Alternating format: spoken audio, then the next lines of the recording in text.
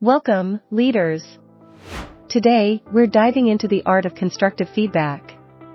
Sharing criticism with your team can be daunting, but fear not. We've got 7 tips to make it a breeze. Tip 1. Set the stage. First things first, set the stage. Create a safe and supportive environment where your team feels comfortable receiving feedback. Tip 2. Be specific. When giving feedback, be specific.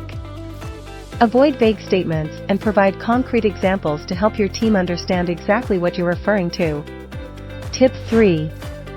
Focus on behavior.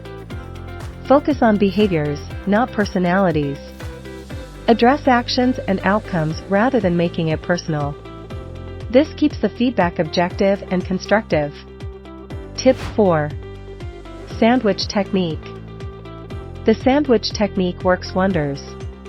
Start with a positive, deliver the constructive feedback, then end with another positive. It softens the blow and leaves your team feeling motivated. Tip 5. Ask for input. Encourage dialogue. Ask your team for their input and perspective. This fosters a culture of open communication and mutual respect.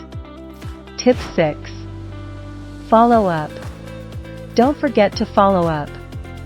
Schedule a follow-up meeting to discuss progress and offer support. It shows your team that you're invested in their growth. Tip 7. Lead by example. Last but not least, lead by example. Demonstrate the same openness to feedback that you expect from your team.